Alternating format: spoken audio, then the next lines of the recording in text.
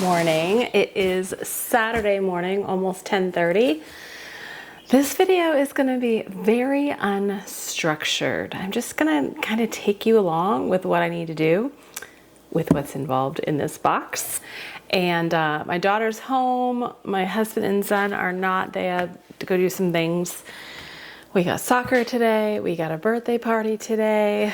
I've got some chicken stock that I just canned in the pressure canner, so that's finally coming down. We've eaten, I've had coffee, and I thought, you know what? Why don't I share this next thing with you?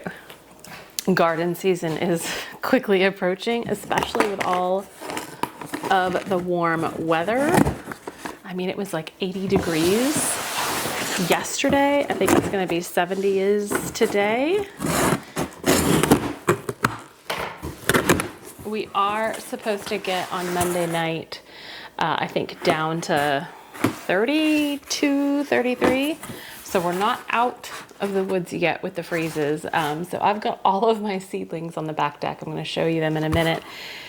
So I'm kind of watching the weather and bringing them in at night when I need to, having them outside when they can be outside.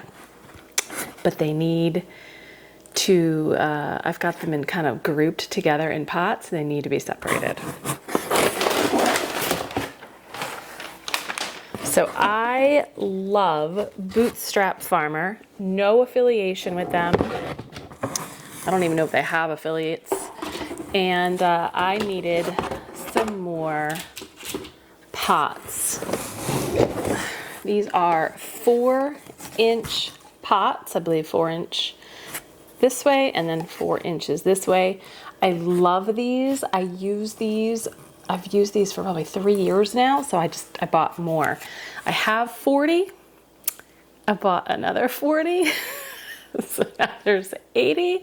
And I start with the Bootstrap Farmer. I think it's 2.5-inch pots at first. So first I do my seedlings in like the little small cells.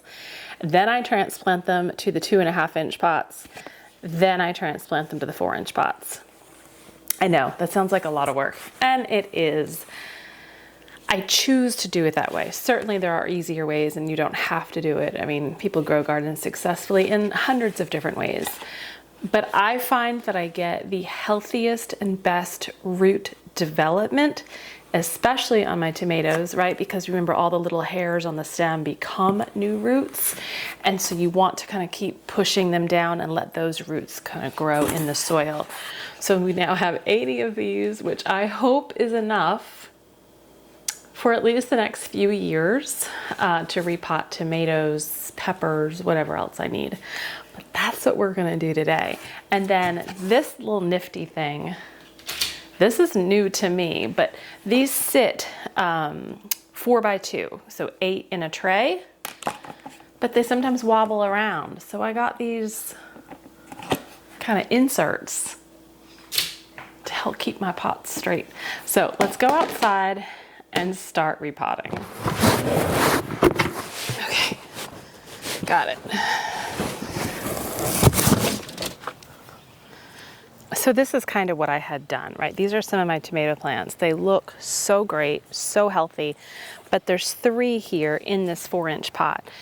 Now I probably, let's see, today's March 16th. So I probably have 4 weeks, maybe 3.5. I really do think we're gonna have an earlier spring, but I'm gonna say 4 weeks until I can get these in the ground. So I don't know that I want these to continue to grow like this for another month, which is why I bought the more pots. And we're gonna really actually try to get each tomato plant in its own pot.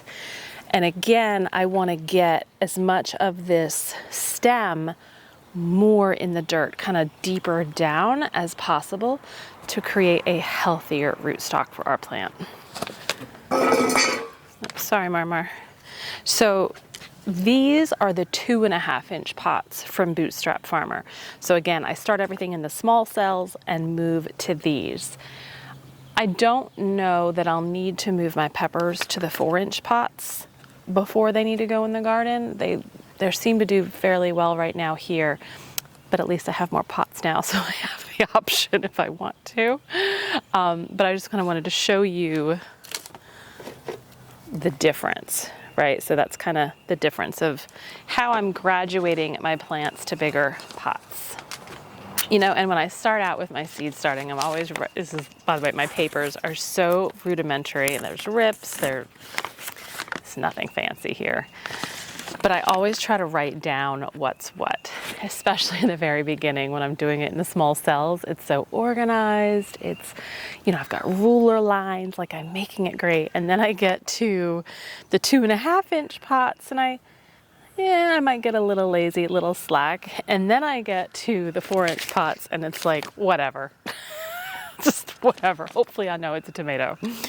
But I do at the moment have them kind of grouped out with what's tomatillo. I've got beefsteak, Cherokee purple, Dr. Witchy, and then Romas and cherries and different types of Romas and different types of cherries.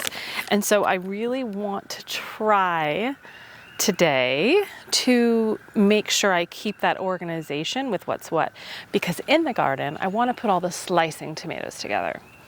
Then I want to get the cherry tomatoes, and then I want to get the paste tomatoes. I like to kind of have them grouped at least by the type of tomato, the type of variety. So we're going to try to keep that today. But I'm just going to go ahead and start. So each tray is going to hold 8. I think I figured out I have 8, 11, 14, 18, 22, 26, 28, 31 tomato plants. Now, out of that 31, 5 are tomatillo. So 26 tomato plants and 5 tomatillos. So I'm going to try to group them the best I can on these trays. So I've got 5 tomatillos. I'm putting 5 here, and then I need 3 of something. So I've got 3 beefsteak that I'll put with the others, with those tomatillos. So we start with a tray, an insert,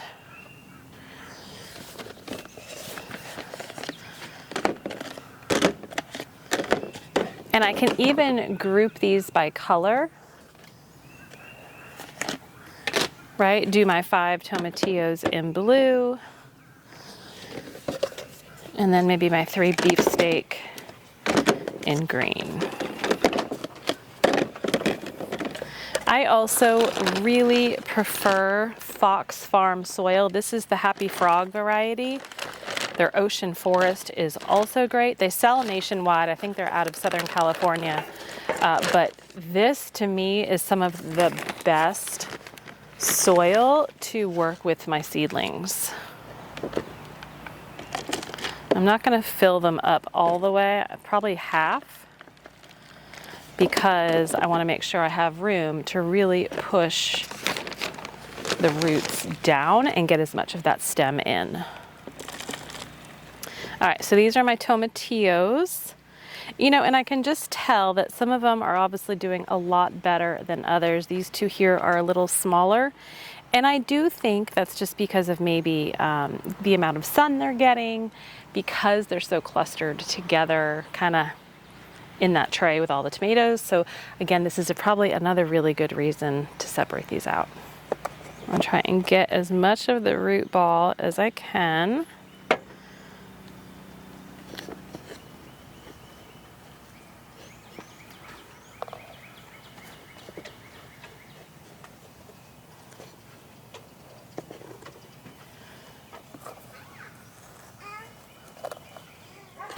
Oh, I want to show you this. This is a really good example. Let's see if this will show up well. Can you see, I don't know if you can, there's all these little hairs, these fine little hairs right here. Now this is a tomatillo, but it's the same on a tomato. All of these little hairs want to be roots. And so I'm going to put the dirt line like up to here, if not a little further. So all of these can develop into really healthy roots. That's why with any kind of tomato and tomatillo, you really want to be able to push it down further.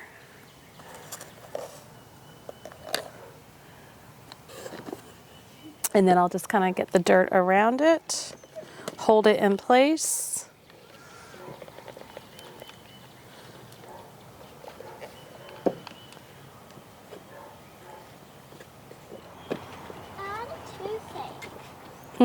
There's no toothaches yet, honey. That's all bok choy and cabbage. But there was toothaches in there. Yeah, I know. That was last summer. We gotta wait for the toothaches to grow. I have 3 plants growing here, but they're not ready with flowers yet.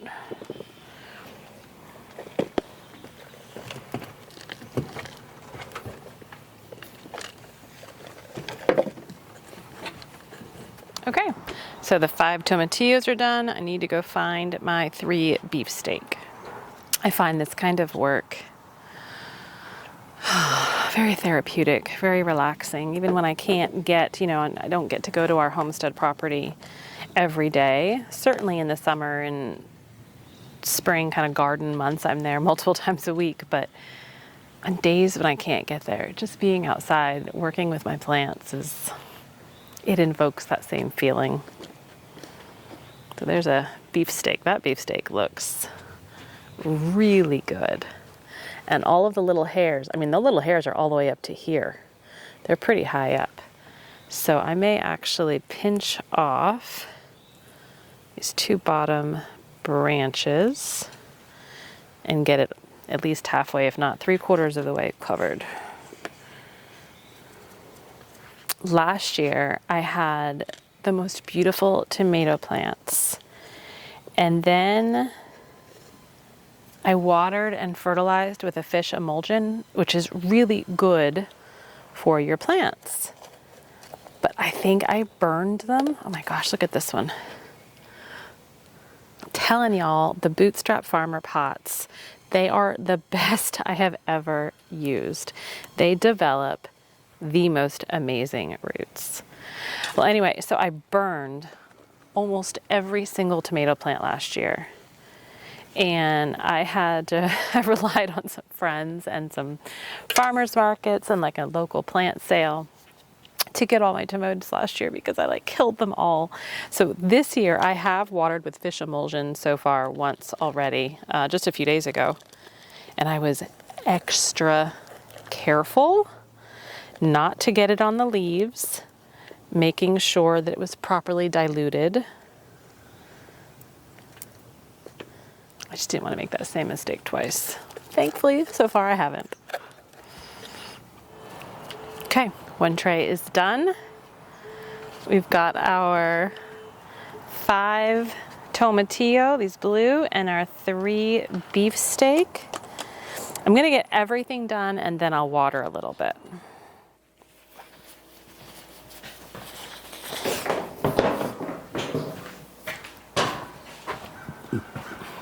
So the best part about all of this is I'm gonna have, I don't know, between 7 and 8 trays of these pots. Maybe a little less if I'm just doing the tomatoes, maybe a little less.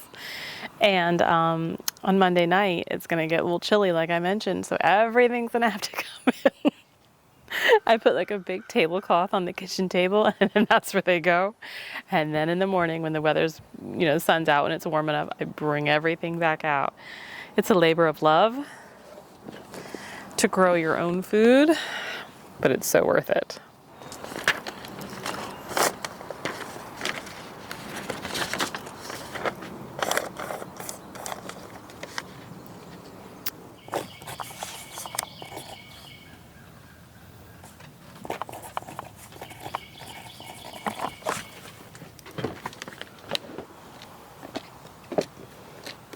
All right, 3 per run.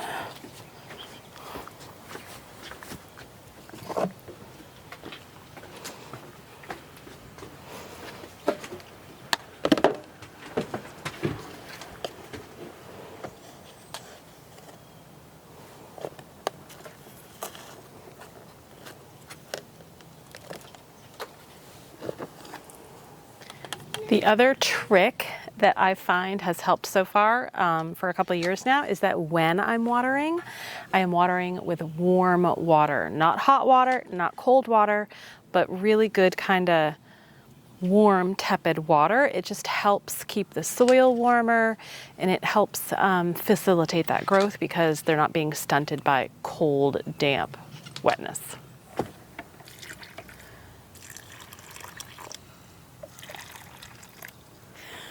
Hold on. Okay. Where'd your thumb go? Or your finger? Good job.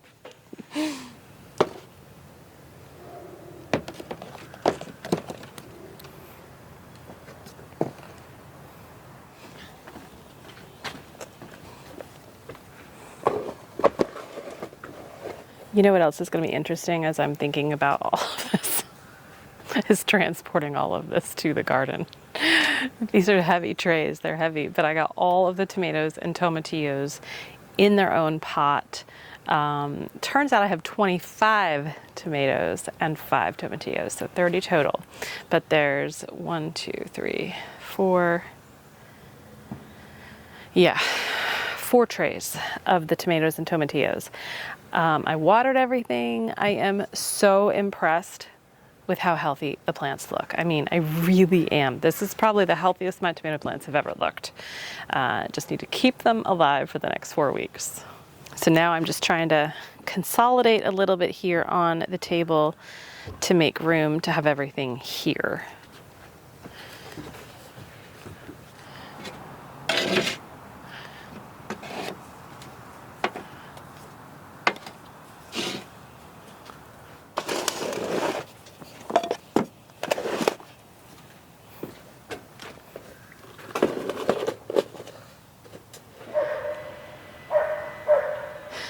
Marley's unfazed by the dog. Okay, all the tomatoes are done. I got everything cleaned up. Everything, almost everything is on the table. Look at that. I mean, I see that and I just see pure beauty. I see beauty. I see abundance. I mean, provided the Lord allows these plants to grow the way they should and produce, we're going to have a lot of amazing food. I'm so excited about that. Let me just kind of tell you what we have. Let me give you like a little pre-garden tour of what we're growing. So there's 4 trays of tomatoes, as we just talked about, tomatoes and tomatillos. I am doing paste varieties of like Borghese, Martino's Aroma, and Amish paste. I've got 2 cherry varieties, black cherry, and I actually forget what the other one's called. The slicing, I have Dr. Wychie, Thornburg, Cherokee Purple, beefsteak. That might be it for slicing. And then we've got the regular green tomatillos. I forget the variety name of the tomatillos, but it's the standard one from Baker Creek. Okay, so also in here, or actually behind Harper over there, come here, are all of the peppers. I think I accidentally threw away my pepper paper, so I don't remember which ones are sweet and which ones are hot, so we're just gonna wing it come garden season. But those are mainly all peppers, and there's I think about 25 to 30 pepper plants. So I've got marigolds growing. This is my first time seed starting and growing marigolds. I think they're doing fairly well. I also have straw flower. These are just starting to germinate and come up. And then these are Rudbeckia. I've got 3 eggplants. I've got some basil, some lemon basil. I've got 3 toothache plants. This is one of the toothache plants. I've got artichokes here. There's actually 3 in here. A baby one coming up and these 2 larger ones. So 3 artichoke. This is astragalus, which astragalus root is medicinal. This is tarragon, marshmallow, again a medicinal plant. 1 echinacea. We got some cilantro coming in here, but this is lemongrass with a couple of rogue cilantro seeds. This is nettle, stinging nettle. I am trying to create a really nice, beautiful nettle patch on our property. This is sage. And then in here, which nothing has come up yet, this is going to be lemon balm. And I've got 2 of these. Again, nothing has come up yet. This is bee balm. This is a slippery elm tree, very medicinal, the bark. In fact, they're on, I think, the United Plant Savers watch list. So we're growing our own tree, hopefully. And then over here in this pot is dill. Most of this actually reseeded itself from last year. This is holy basil. This is mullein, chamomile. I've got leeks, 4 pots of leeks here, calendula. And these are the trays that I actually start all my seeds in, right? So they start here, they go to the 2.5-inch pots, and then some of them go to the 4-inch pots. This is more marigolds. I actually started more marigolds last week because I figured they worked so well, they germinated so well, I wanted to get some more. These 2 rows are snapdragons. First time growing snapdragons. I believe they're perennials, and there's a lot coming in here, so they'll be thinned at some point over the next week maybe. And then these 3 rows, I don't remember which is which, but valerian, St. John's wort, and skullcap. So all 3 very medicinal plants. This last row was chives.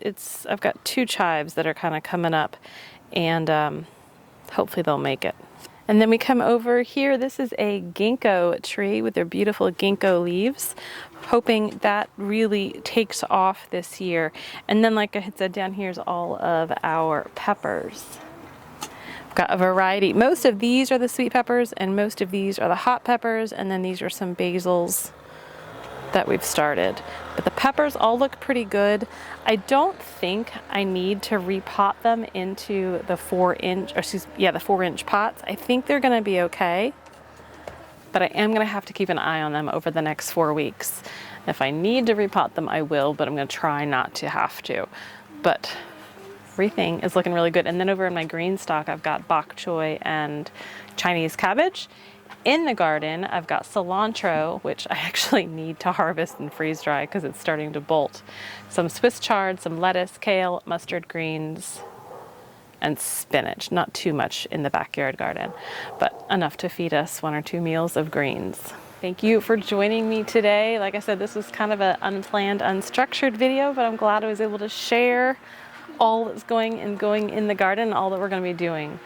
Check out Bootstrap Farmer. Again, no affiliation. I just really love and believe in their products after using them for about 4 years now. Stay healthy, stay well. I'll see you next time. Bye-bye.